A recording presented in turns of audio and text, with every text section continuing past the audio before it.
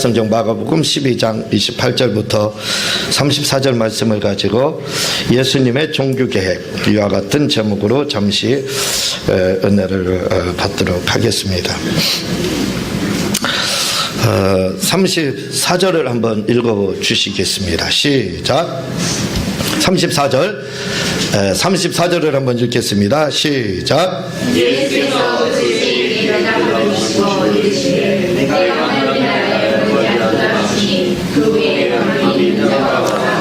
아멘.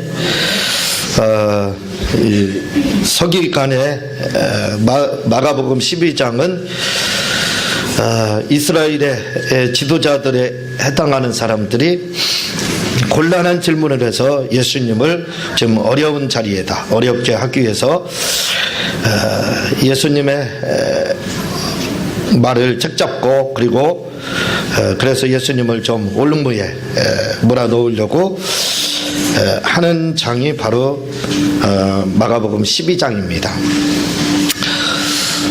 그래서 여러 가지 곤란한 질문을 주님 앞에 이야기를 하지만 주님이 아주 지혜롭게 말씀을 잘 하셔서 결국은 그 올무에 걸려들지 않게 됩니다. 이제 예수님이 이들의 난처한 질문들을 다 타파하고 그리고 아주 하나님의 말씀에 입각해서 원론적인 대답을 이렇게 하시게 되는가. 그 중에서 바리새인이라든가 사두개인들 중에 지도자급에 해당하는 서기관이라는 사람이 한 서기관이 주님 앞에 질문을 합니다. 그게 뭐냐면 계명 중에서 첫째가 되는 것이 무엇입니까? 라고 28절에 이렇게 주님 앞에 질문을 하게 됩니다. 첫째가 되는 계명이 뭐냐? 이랬을 때 예수님께서 그 첫째가 되는 계명이 뭔지에 대해서 29절부터 31절을 통해서 말씀을 하시게 됩니다. 그러니까 이 서기관은 뭐라고 이야기를 하느냐면 주님의 말씀이 맞습니다, 옳습니다 라고 이야기를 합니다.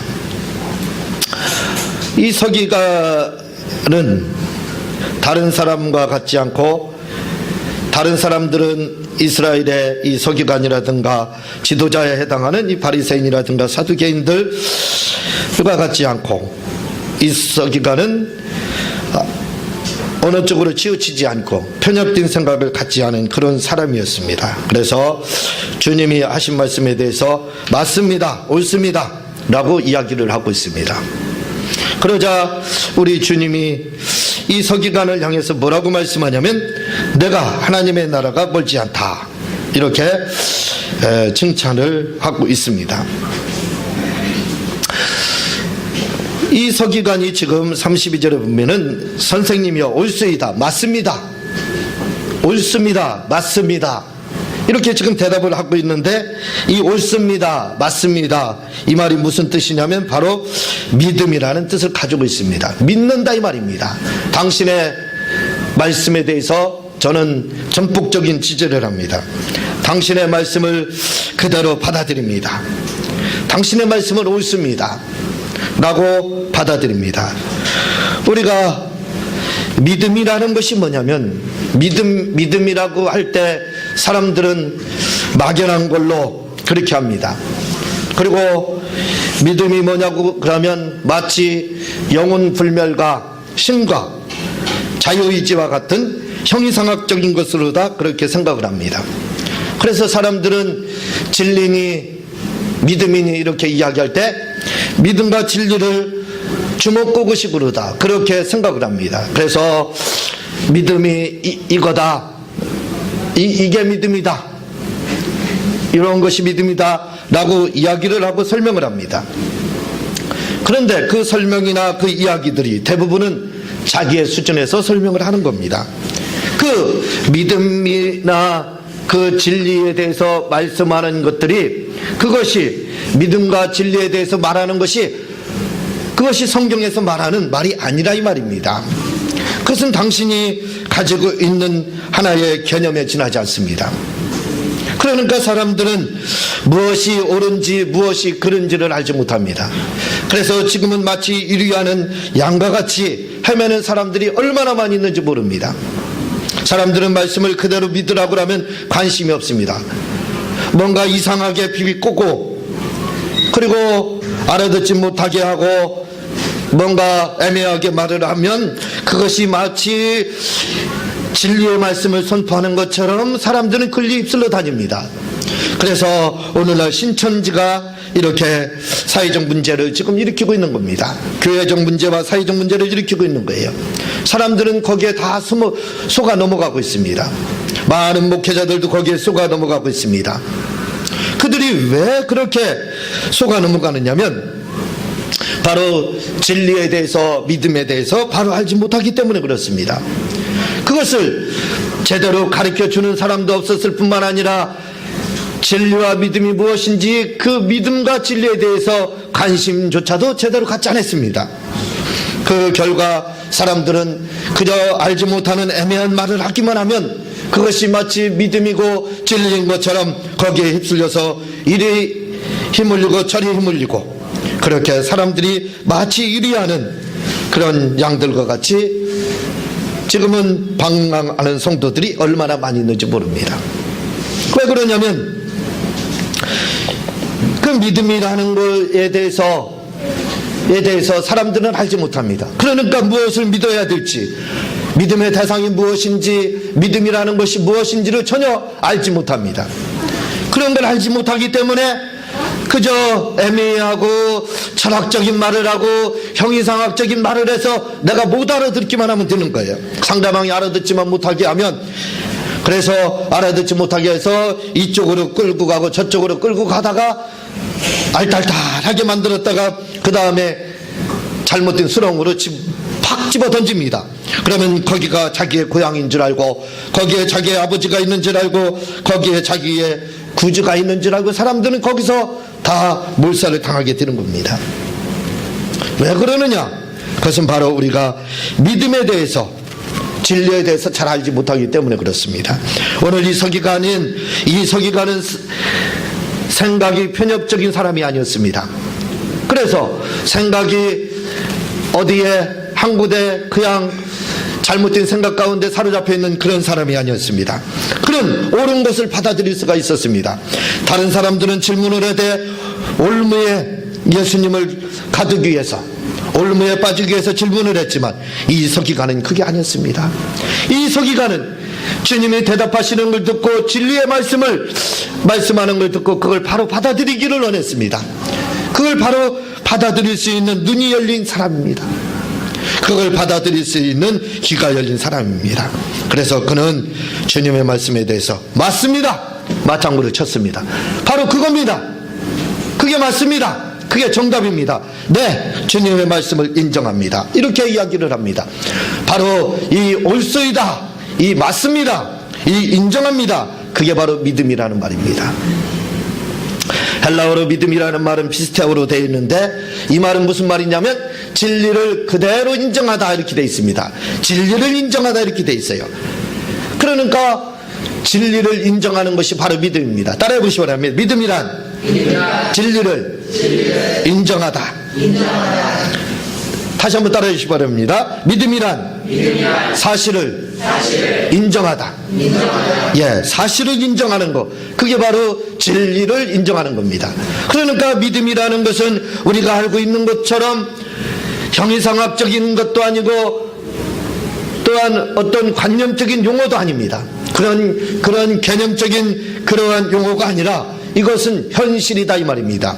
그것은 실제다 이 말입니다. 무슨 말이냐면 사실에 대해서 그대로 인정을 하면 되는 거예요. 사실에 대해서 그대로 믿으면 되는 겁니다.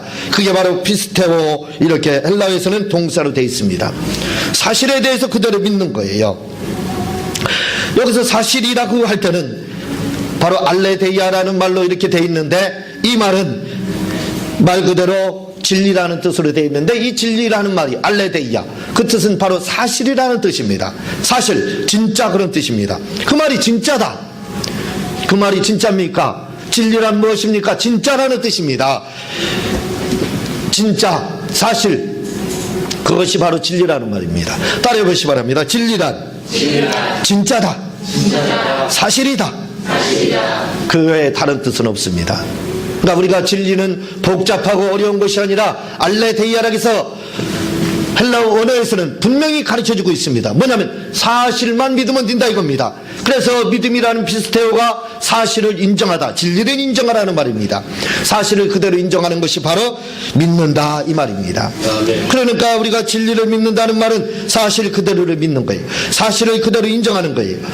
따라해 보시기 바랍니다. 진리란 사실이다. 그리고 믿음이란 인정하는 것이다. 뭘 인정하냐면 사실을 인정하는 거예요. 그것을 어려운 말로 하면 바로 진리를 인정하다 이렇게 되는 겁니다.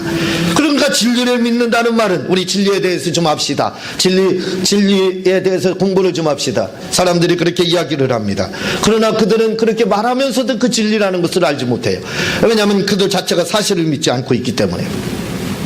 사실이 뭔지, 진리라는 말을 뭔지도 모르면서 애매한 말이 진리인 줄 알고 힘든 말이, 이해하기 힘든 말이 바로 진리인 줄 알고 그냥 어렵고 힘들게 뱅뱅 돌린다 이거죠. 그걸 진리로 사람들은 알고 있습니다. 그러나 진리라는 건 그런 것이 아니에요. 사실 있는 그대로, 그것이 사실이냐? 역사적인 사실, 시간과 공간 안에 있는 그러한 사실을 말을 합니다. 그 사실 가운데 존재하느냐 있느냐, 그걸 가리켜서 바로 진리다 이렇게 말을 하는 겁니다. 그러니까 진리라는 말은 뭐냐면 사실을 말을 하는 거예요. 어디까지나 사실, 진짜냐 그겁니다. 그래서 진리라는 말의 반대는 거짓말입니다. 거짓말이라는 말이 바로 진리라는 말이고, 이 거짓말을 다른 말로 하면 바로 사입이다 이렇게 하는 겁니다. 사입이라는 것은 바로 거짓 종기다 이 말이에요. 거짓, 비진리, 그걸 비진리다 이렇게 말을 하는 겁니다. 그러니까 뭐라고 하냐면 거짓말이다 이 말입니다. 거짓을 믿는다 이 말이에요. 사입이란. 그러니까 진리의 반대는 무엇이냐면 바로 거짓말이에요. 사실이 아니기 때문에 거짓말입니다. 그래서 사실이 되는 것은 다 진리가 되는 겁니다. 이 사실에 대해서 그대로 믿는 겁니다. 그거에 대해서 그대로 인정하는 거예요. 믿는다는 것은 옳습니다. 오늘 이 서기관이 말합니다. 옳습니다. 네, 맞습니다. 그게 바로 믿는다는 말입니다. 아멘이라는 말이, 아멘이라고 할 때 이 말을 다른 곳에서는 피스테오 이렇게 해석을 합니다. 피스티스 이렇게 해석을 하는데, 이 말은 무슨 말이냐면 바로 믿는다 그런 뜻입니다. 믿음으로 해석을 하고 있습니다. 그러니까 아멘이라는 말이 무슨 말이냐? 맞습니다. 옳습니다. 지금 이 사람이 주님이 말을 하니까 옳습니다. 이 말을 우리말로 바꾸면 아멘 그 말입니다. 이것을 우리나라 말로 바꾸면 옳습니다. 맞습니다. 인정합니다. 네, 그렇습니다. 그게 바로 진리라는 말입니다. 그래서 우리는 이 진리라는 말에 대해서 이게 무슨 소리예요? 그래서 우리는 이 진리라는 말을 진리를 인정하는 것, 그게 바로 믿음입니다. 우리의 믿음은 바로 진리를 인정하는 믿음이에요. 사실에 대해서 그대로 인정하는 것을 바로 믿음이라고 하는 겁니다. 그래서 우리가 믿는 믿음은 바로 진리를 믿는 믿음을 믿어야 되는 겁니다. 그 믿음을 믿어야 된다 이거죠. 따라해 보시기 바랍니다. 나는 진리를 믿는다. 나는 사실을 믿는 자다. 그러므로 여러분들은 사실을 믿는 자, 진리를 믿는 자가 되시기를 주님의 이름으로 부탁을 드립니다. 자, 이렇게 그래서 예수님에 대해서도 우리가 믿는 것이 그저 형이상학적인 존재라고 해서 저 보이지 않는 관념적인 그러한 존재를 믿는 것이 아니라, 생각 가운데 있는 그 존재를 믿는 것이 아니라 역사적인 사실, 그분이 이 땅에 오셔서 행하셨던 일들, 그리고 그분이 이 땅에 오셔서 십자가에서 죽으신 일들과 그리고 부활하신 그 사실, 그것이 사실이다 이 말입니다. 그래서 바로 진리라고 하는 거예요. 그 사실을 우리가 뭘 한다고요? 믿습니다, 인정합니다 하고 하는 겁니다. 이렇게 진리를 믿는 거, 그게 바로 우리의 믿음인 겁니다. 어렵죠? 네. 책 읽어보세요. 책 읽어보세요. 제 책에 이 믿음과 진리에 대해서 더 자세히 설명을 이렇게 하고 있습니다. 그래서 오늘 우리가 믿는 믿음이라는 것은 바로 서기관 같이 옳은 믿음을 가져야 된다 이거죠. 서기관들에게 주님이 내가 하나님의 나라가 멀지 않다 이렇게 말한 사람은 없습니다. 그러나 이 서기관은 바로 하나님의 나라가 너에게는 가까이 와 있다 라고 멀지 않다 이렇게 말씀을 하고 있습니다. 오늘 우리도 이 진리를 믿는 여러분이 되시기를 주님의 이름으로 부탁을 드립니다. 쉽게 설교하려고 해도 머리 이렇게 튀는 것 같아서 죄송합니다. 자, 28절에 보면은요, 서기관 중 한 사람이 저희와 변론하는 것을 듣고 이 서기관이 예수님이 이야기하고 설교하는 걸 다 들었습니다. 28절을 한번 읽어보겠습니다. 시작. 예수께서 들어가서 말하신 줄 알고 나오는데 모든 별 중에 첫째가 무엇입니까? 예, 당시에 서기관들에게는 고민이 있었습니다. 무슨 고민이 있었느냐면 어떻게 하면 율법이 613가지로 이렇게 되어 있는데 우리는 지금 구약하면 구약은 율법이다 이렇게 말을 합니다. 그러나 사실은 구약이 율법이 아니라 토라락에서 모세 오경이 율법에 해당합니다. 그래서 율법은 모세 오경을 말을 하는데 그 율법이 몇 가지로 되어 있느냐 할 때는 613가지로 이렇게 되어 있다라고 이야기합니다. 그 중에서도 부정적인 율법, 지켜야 될 율법 중에서도 부정적으로 되어 있는 것이 몇 개냐면 365가지라고 이렇게 말을 합니다. 그러면 왜 부정적인 율법이 365가지냐? 그것은 바로 1년이 365일로 되어 있기 때문에 365가지다 이렇게 말을 합니다. 그것은 지키되 나쁜 거다 이거죠. 부정적인 거다 이거죠. 뭐는 하지 말고 살인하지 말라, 가늠하지 말라, 이와 같은 부정적인 바로 율법이 365가지로 되어 있습니다. 그리고 나머지 248가지로 되어 있는데 이것은 긍정적입니다. 다시 말하면 율법의 적극적인 거다 이거죠. 이 율법의 적극적인 건데 248가지는 어떤 사람은 뼈마디를 204가지 사이에 뼈마디가 있다 이렇게 말하는 사람도 있지만 저는 세보지를 않고 제가 전문가가 아니라서 잘 모릅니다. 그런데 그때 당시에 율법의 248가지를 이야기를 한 이유는 뭐냐면 이것은 적극적으로 긍정적인 것으로서 지켜야 되는데 이 248가지는 사람의 뼈마디가 248가지로 되어 있다. 사람의 골격이 바로 248개의 뼈마디로 되어 있다. 그래서 뼈마디가 중요한 것처럼 골격이 중요한 것처럼 바로 이 248가지는 긍정적으로 아주 중요한 거기 때문에 지켜야 된다 해서 그들은 율법을 지킬 것을 그렇게 명시를 하고 있습니다. 그런데 이 613가지 율법을 본인들도 지키다 보니까 너무 힘들고 어렵습니까? 우리도 여러분들이 교통법규 하나만 지키는 것도 쉽지 않아요. 뭐 다른 우리나라에 많은 법들이 있지만 그 중에서도 교통법규 하나 여러분들 우리 운전하시는 분들은 잘 알겠지만 그거 하나 제대로 지키고 그리고 또 보행신호를 제대로 지키는 사람도 찾기 쉽지 않습니다. 한 가지 지키는 것도 쉽지가 않아요. 근데 613가지나 되는 율법을 지키라고 하니까 여기에 걸리고 저기에 걸리고 거미줄처럼 안 걸리는 것이 없습니다. 그러다 보니까 서기관들의 수건과 가자가 무엇이었냐면 이 율법을 한 가지로 통일하는 것이 어떤 거냐. 도대체 이 복잡한 율법을 한 가지로 줄여서 지킬 수는 없느냐. 그것이 그들의 최대의 관건이었습니다. 어떻게 하면 613가지나 되는 이 율법을 하나로 명시해서 간단 명료하게 해서 사람들이 다 쉽게 율법을 지킬 수 있는가, 그거에 대한 고민이 그들에게 있었습니다. 그래서 이 고민을 그들은 끊임없이 고민을 했지만 어떻게 마땅하게 율법을 하나로 줄일 수가 없었습니다. 그래서 그것이 고민이었습니다. 그래서 이 서기관은 그 고민을 지금 주님 앞에 털어놓은 겁니다. 그래서 질문이 시작된 거예요. 그냥 막연한 질문이 시작된 것이 아니라 당시의 서기관들이라든가 이스라엘의 지도층에서는 율법을 다 지킬 수 없으니까 하나로 다 줄여가지고 압축해서 하나로 지키면 지킬 수 있지 않느냐. 그러니까 하나로 어떻게 하면 지킬 수 있느냐. 그걸 고민하고 묵상하고 그걸 해법을 찾고 있었던 겁니다. 그러나 그 해법을 찾지 못했다 이거죠. 그랬을 때 그 해법에 대해서 이 서기관은 진심으로 주님 앞에 물어보는 거예요. 그것이 뭡니까? 하나로 지킬 수 있는 방법이 뭡니까? 그 첫째가 무엇입니까? 하나로 지킬 수 있는 방법이 무엇입니까? 하고 질문을 하는 거예요.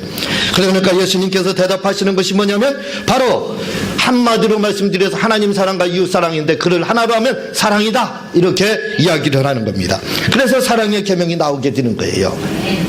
이 사랑의 계명이 나오게 되면서 당시에 이 사랑의 계명이라는 것은 마치 루터가 종교개혁을 일으켰던 것처럼 당시에는 종교개혁에 해당합니다. 그래서 오늘 말씀의 제목이 예수님의 종교개혁이에요. 이것은 당시에게 있어서는 획기적입니다. 놀라운 사실입니다. 왜냐하면 고민하고 그 해법을 찾으려고 해도 찾지 못했고, 그리고 이 율법을 하나로 통일해야 되는데 그 방법을 찾지 못하고 있을 때 바로 주님이 그거에 대한 해답을 지금 제시하고 있는 겁니다. 그러니까 이 주님의 이 대답은 당시에는 혁명이다, 이렇게 보면 되는 겁니다. 종교혁명, 이렇게 보면 되는 거예요. 혁명을 일으킨 겁니다. 그래서 예수님이 종교개혁을 일으키게 되는 거예요. 이 종교개혁이 뭐냐? 바로 사랑이다, 이거죠. 그래서 예수님의 종교개혁은 뭐냐? 바로 사랑의 개혁입니다. 예수님의 신학이 뭐냐? 할 때 복잡하게 말할 필요가 없습니다. 예수님의 신학은 뭐냐? 사랑이다, 이거죠. 그래서 예수님의 신학을 한마디로 하면 사랑신학이다, 이렇게 보면 되는 거예요. 따라해 보시기 바랍니다. 예수님의 신학은 사랑신학이다. 예수님의 종교개혁은 바로 사랑의 종교개혁이었습니다. 따라해 주시기 바랍니다. 예수님의 종교개혁은 사랑의 종교개혁이다. 예, 예수님의 종교개혁이 바로 이 사랑의 종교개혁이었습니다. 이 종교개혁이라는 것은 루터가 1517년 10월 31일 날 비텐베르크 성당 그 앞에 정문 앞에 95개 조항을 걸어놓게 됩니다. 그래서 이제 종교개혁이 이루어지게 됩니다. 여러분들은 이 종교개혁을 어떻게 생각할지 모르지만 이 종교개혁은 사실은 획기적인 개혁이었습니다. 굉장한 개혁에 해당했습니다. 그러나 기독교의 입장에서 봤을 때는 이것은 실패의 개혁이다, 이렇게 생각해야 돼요. 왜 루터의 종교개혁과 칼빈의 종교개혁이 실패냐 이거예요. 그것은 신분주의에서 인본주의로 끌어내린 겁니다. 그때 당시 중세 철학은 단순히 중세 철학이 아니었어요. 철학 자체가 신앙이었고 사회생활 자체가 신앙이었습니다. 하나의 신앙생활이에요. 산다는 자체가 뭐냐면 신앙생활 그 자체가 삶이었습니다. 그렇기 때문에 그때 당시에 기독교 인구라고 하면 100%입니다. 그냥 100%가 기독교 인구였어요. 그리고 하나님의 말씀에 대해서, 그리고 하나님의 계시에 대해서 전폭적인 순종밖에 없었습니다. 하나님의 말씀에 대한 도전이 있을 수가 없었어요. 그렇지만 루터의 종교개혁은 그렇게 만들지 못했습니다. 신분주의 사상에서 인본주의 사상으로 넘어가게 됐습니다. 그래서 그때부터는 야, 하나님께 도전해도 살아남더라 이겁니다. 루터가 하나님의 대리자였던 교황에게 도전했는데 살아남았더라 이겁니다. 거기서 폭동이 일어나기 시작합니다. 그래서 사회 전반적인 폭동이 일어나서 단순히 종교만 개혁된 것이 아닙니다. 우리가 생각하기에는 종교만 개혁된 걸로 아는데 인문, 사회, 과학, 지식 할 것 없이 모든 분야에서, 전 분야에서 바로 폭동이 일어나게 됩니다. 그래서 루터의 종교개혁은 종교개혁이 아닙니다. 하나의 폭동입니다. 이것은 잘못된 혁명입니다. 여기에다 다시 천주교가 싫어서 종교개혁을 일으켰던 루터가 살아있는 동안에 칼빈이라는 사람이 20년 후에 나타났습니다. 20년 후에 칼빈이 나타나가지고 그가 기독교 강요를 쓰므로 말미암아 다시 또 하나의 천주교를 만들어놨습니다. 또 하나의 교황을 만들어놨다 이거죠. 그것이 뭐냐면 바로 예정론입니다. 예정론은 또 하나의 교황을 만들어놓은 거예요. 그러므로 루터나 칼빈의 종교개혁은 사실상 실패입니다.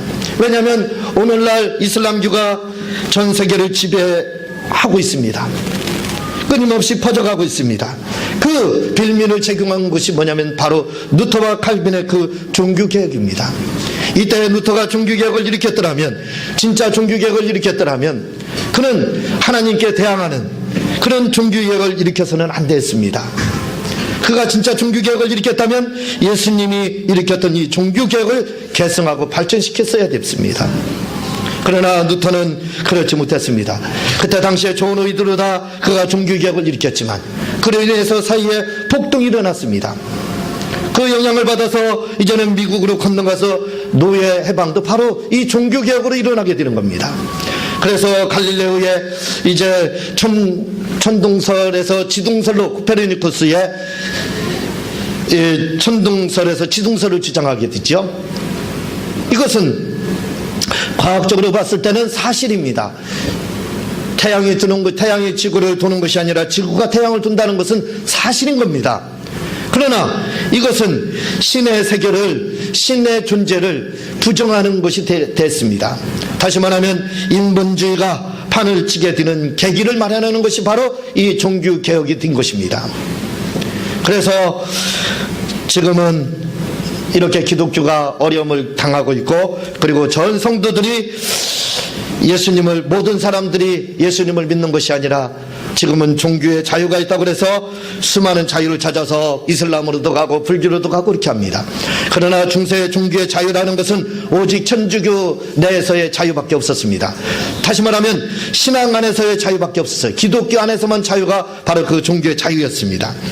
그러나 그 종교의 자유가 지금은 바뀌어서 기독교 안에서의 종교의 자유가 아니라 이제는 다른 종교도 믿는 것이 종교의 자유가 된 겁니다. 이것이 바로 종교개혁이에요. 그러니까 결과적으로 루터나 칼빈이 일으켰던 종교개혁은 어느 면으로 볼 때는 우리가 성공한 것처럼 보이지만 기독교의 타락을 가져왔습니다. 그래서 예수 믿는 사람들을 이렇게 적게 만드는 거예요. 그것이 바로 그들이 일으킨 종교개혁이라 이거죠. 아까도 말씀을 드렸지만 우리에게 있어서 필요한 종교개혁은 이런 루터나 칼빈이 일으킨 그런 종교개혁이 아닙니다. 그것은 바로 주님이 일으켰던 당시의 획기적입니다. 종교혁명이 일어났습니다. 바로 사랑이라는 그 종교개혁을 일으켰던 그 종교개혁을 오늘 우리는 일으켜야 된다 이거죠. 아이고 어렵게 말을 했지요. 진짜 종교개혁이 뭐냐 이 말입니다. 그것은 바로 예수님이 오늘 일으켰던 하나님을 사랑하고 이웃을 사랑하는 그 종교개혁을 계승하는 겁니다. 그것을 발전시키는 것이 오늘 우리가 할 일이다 이거죠. 그것이 바로 진정한 의미에서 바로 종교개혁이라는 것을 우리가 알아야 됩니다. 많은 사람들은 이야기를 합니다. 한국교회도 종교개혁이 일어나야 된다고요. 신학의 부재가 맞다고 말씀을 하고 있습니다. 그래서 새로운 신학이 필요하다고 이야기를 합니다. 그러나 그렇지 않습니다. 새로운 종교개혁이 필요한 것이 아니고 또 새로운 신학이 필요한 것이 아닙니다.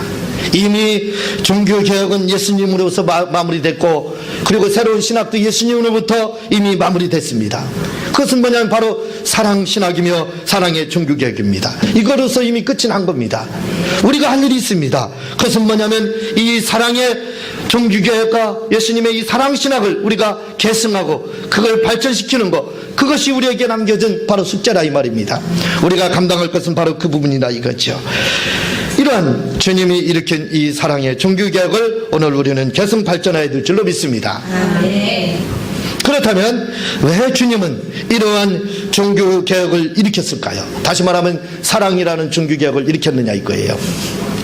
이 사랑의 하나님을 사랑하고 이웃을 사랑하는 이 종교개혁은 이 하나님을 사랑하고 이웃을 사랑하는 것으로 말미암아 하나님이 우리에게 주어지는 복이 있습니다. 그것을 가리켜서 우리는 뭐라고 이야기하냐면 바로 복들이다 이렇게 말을 하는 거예요. 그러니까 이 복들을 받게 하기 위해서 하나님께서 우리에게 바로 사랑의 종교개혁을 주님이 일으킨 겁니다. 종교개혁을 일으킨 목적은 뭐냐면 사랑을 함으로써 우리에게 하나님께서 주어지시는 복들이 있다 이거죠. 그 복들을 받으라는 겁니다. 무엇을 통해서? 사랑이라는 계명을 통해서 우리에게 복들을 받으라는 겁니다. 그래서 주님이 우리에게 종교개혁을 일으킨 겁니다. 그런데 이 복들이라고 할 때는 이 복들은 무엇을 말을 하냐면 먼저는 영혼이 잘 되는 것을 말을 합니다. 다시 말씀드려서 예수님을 믿는 것을 말을 하는 거예요. 자, 따라해 보시기 바랍니다. 복들이란 예수님을 믿는 것이다. 예수님을 영접하고 믿는 것, 그것이 복을 받는 겁니다. 그래서 주님을 사랑하게 되면 많은 죄가 사해질 뿐만 아니라 구원도 받게 되는 거예요. 그리고 성령 충만도 받을 수가 있는 겁니다. 그러니까 주님이 사랑의 종교개혁을 일으킨 이유는 뭐냐면 바로 우리의 영혼이 잘 되게 하기 위해서, 사랑을 하면, 주님을 사랑을 하게 되면 바로 영혼이 잘 되게 되어 있기 때문에 종교개혁을 일으킨 겁니다. 또 주님께서 종교개혁을 일으킨 이유 중에 하나가 뭐냐면 바로 우리에게 범사가 잘 되게 하기 위해서 했다 이 말입니다. 근데 이 범사가 잘 되게 한다는 말은 무슨 말이냐면 물질의 복을 말을 하고 있어요. 그래서 물질의 복을, 우리가 물질의 복을 받으려면 받는 방법은 예수님을 사랑하는 방법밖에 없습니다. 예수님을 사랑하면 바로 물질의 복을 받게 돼 있어요. 제가 요즘에 그 대전에서 제일 큰 교회로 구성하고 있는 한밭제일교회 이영환 목사님이 계십니다. 제가 결혼할 때 저희 집사람이 그 한밭제일교회에서 선교원 선생으로 있었어요.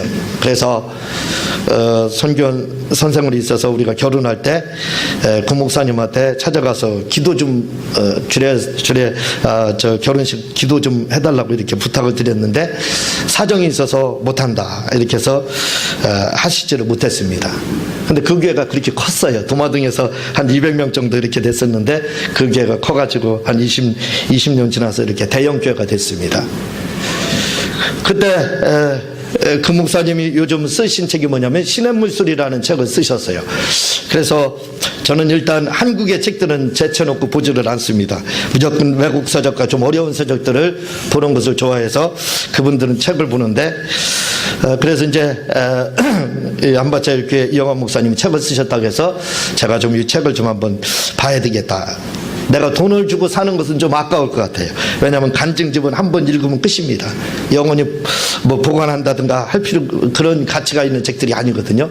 그래서 이 책은 내가 사지는 않겠다. 그러나 무슨 내용, 핵심이 뭐냐, 도대체 이 목사님이 어떻게 해서 대전 제1교회가 됐는지 그것만 알으면 되는 거잖아요.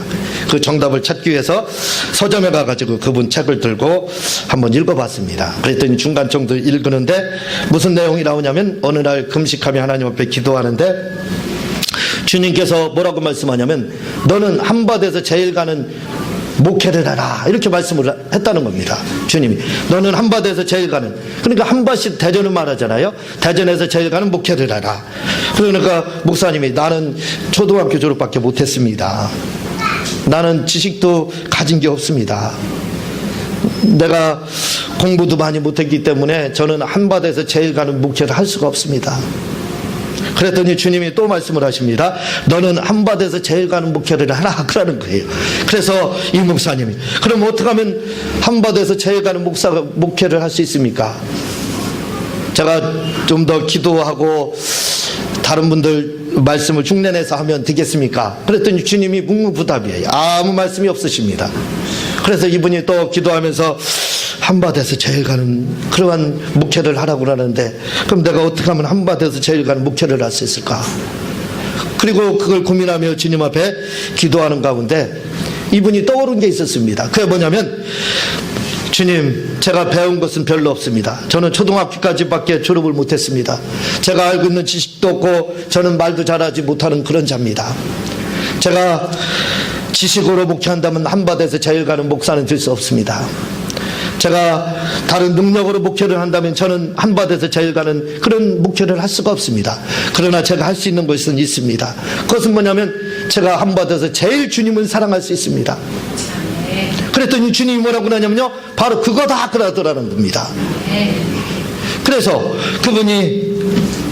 그분 책을 보면 바로 그런 내용이 나오고 있습니다. 그래서 주님, 저는 그것은 할 수 있습니다. 제가 말로서 목회한다든가 능력으로 하면은 한밭에서 대전에서 제일 가는 목회는 할 수 없지만, 그러나 제가 주님을 제일 사랑할 수는 있습니다. 그건 제가 할 수 있습니다. 그랬더니 주님이 그거다 해가지고 그분이 바로 저는 한밭에서 제일 주님을 사랑하기 위해서 노력했습니다. 그랬더니 오늘 한밭 제일 가는 교회가 바로 됐다. 이렇게 그분 책에 나오고 있습니다. 바로 그거였습니다.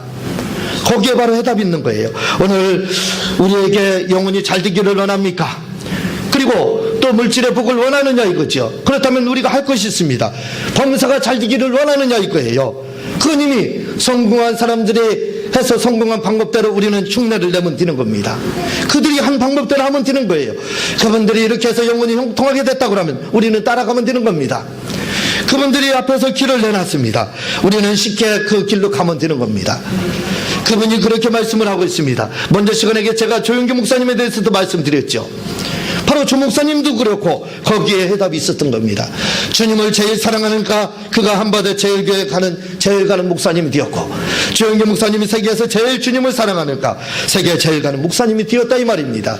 오늘 우리가 돈으로서 능력으로서 학식으로서 여러분들이 세계에서 제일 가는 성도는 될 수 없을 거예요. 그러나 여러분들도 도전할 수 있습니다. 뭘로 다 도전할 수 있느냐? 바로 주님을 사랑하는 것으로서는 얼마든지 도전 가능성이 있다 이 말입니다. 시도하지 않으면서도 할 수 있습니다. 돈을 들이지 않고도 얼마든지 할 수 있는 게 바로 주님을 사랑하는 겁니다. 저는 여러분들이 주님을 이렇게 사랑함으로 말미암아 대전에서 제일 주님을 사랑하고 세계에서 주님을 제일 사랑함으로 말미암아 여러분들이 영혼이 잘 되고 범사가 잘 되는 그런 복을 받으시기를 주님의 이름으로 진심으로 부탁을 드립니다. 주님이 일으킨 사랑의 계명은, 주님이 일으킨 사랑의 종교개혁은 주님을 사랑하면 된다. 그러면 영혼이 잘 되고 범사가 잘 된다 이거죠. 그리고 또 한 가지 복이 바로 우리에게 오게 되는 겁니다. 그것은 바로 건강의 복이에요. 우리가 주님을 사랑하게 되면 뭐가 찾아오냐면 영혼만 잘 되고 범사가 잘 되는 게 아니에요. 바로 건강의 복도 우리에게 찾아옵니다. 그래서 말라기 4장 2절에서는 이렇게 말을 하고 있습니다. 내 이름을 경외하는 너희에게는 의로운 은혜가 떠올라서 치료하는 강선을 바라리니 너희가 나가서 외양간에서 나온 송아지같이 때리라. 이렇게 말씀을 하고 있습니다. 뭐라고 말씀하고 있느냐면 주님을 경외하는 너희에게 이렇게 말을 하고, 경외한다 이렇게 말을 하고 있습니다. 우리가 주님을 사랑한다 이렇게 말을 할 때는 이 말의 표현은 신학식입니다. 신약에서는 우리가 주님을 경외한다라는 표현보다는 주님을 사랑한다라는 표현을 쓰고 있습니다. 그러나 구약에서는 주님을 사랑한다는 말을, 하나님을 사랑한다는 말을 사랑한다는 말로 표현하는 경우는 많지 않습니다. 그럼 뭘로 다 대신해서 쓰고 있느냐? 바로 경외한다라는 말로 쓰고 있습니다. 경외라는 말은 하나님을 두려워한다는 것만 우리는 알고 있습니다. 그러나 경외라는 말은 하나님을 두려워한다는 것만 해석되는 것이 아닙니다. 그 속에는 바로 사랑한다라는 말이 들어가고 있어요. 그러니까 이 말을 신약식으로 현대식으로 풀자 이 말입니다. 그러니까 내 이름을 사랑하는 자는 이렇게 해석이 되는 겁니다. 신약식으로 표현하면 나를 사랑하는 자, 나를 사랑하는 자는 사랑하는 자, 너희에게는 의로운 애가 떠올라서 치료하는 강선을 바라리니 이렇게 말을 하고 있습니다. 그러니까 결국은 뭐냐? 우리의 건강이 어디에 달려있느냐? 주님을 사랑하면 되는 겁니다. 주님을 사랑하면 우리가 강건케 되는 역사가 있다 이거죠. 그래서 주님을 사랑하면, 현대식으로 표현해서 주님을 우리가 사랑하기만 하면 우리의 육체의 문제도 건강의 문제도 해결될 수 있다 이 말이에요. 그리고 이렇게 말을 하고 있습니다. 의로운 해가 떠올라서 치료하는 강선을 바라리니, 여기서 치료하는 강선을 바라리니 하는 말을 히브리어 원어에서는 뭐라고 말을 하고 있냐면 마르페 이렇게 하고 있습니다. 마르페라는 말은 약이라는 뜻을 가지고 있어요. 다시 말하면 주님을 사랑하게 되면 하나님께서 성령이라는 약을 통해서 또 다른 육체에 필요한 약을 통해서, 바로 약이라는 그 약이라는 것을 성경에서는 마르파락에서 이것을 뭘로 다 말하는지 나오지 않고 있습니다. 어떤 특정적인 것을 말하는 게 아니에요. 그 약이 뭔지는 모릅니다. 그러나 주님을 사랑하게 되면 성령의 불이라는 약을 통해서든지 아니면 하나님께서 우리에게 예비하신 좋은 음식들을 통해서 그것이 약이 된다 이거죠. 그 약을 통해서 치료를 하신다 이렇게 말씀을 하고 있습니다. 그래서 외양간에서 나온 송아지 같이 때리라 이렇게 말씀을 하고 있어요. 여러분, 건강의 복도 바로 주님을 사랑하는 데 있는 겁니다. 여러분이 주님을 사랑하게 되면 건강의 복도 받게 돼 있는 겁니다. 그래서 우리에게 필요한 것이 있습니다. 주님이 종교개혁을 일으킨 이유는 그냥 우리에게 짐을 주기 위해서, 하나님 사랑하고 이웃 사랑하는 것을 짐으로 다 주기 위해서 우리에게 준 것이 아니라 이거죠. 하나님을 사랑하고 이웃을 사랑할 때, 하나님을 사랑하고 이웃을 사랑할 때 우리에게는 이 세 가지 복을 주시기 위해서 바로 주님께서 우리에게 지금 사랑의 신학을 명하신 겁니다. 그리고 사랑의 계명을 명하시고 종교개혁을 바로 일으켰던 겁니다. 오늘 우리는 이 사랑의 계명을 지켜야 됩니다. 그래서 영혼이 잘되고 범사가 잘되고 강건한 복을 받으시기를 주님의 이름으로 부탁을 드립니다.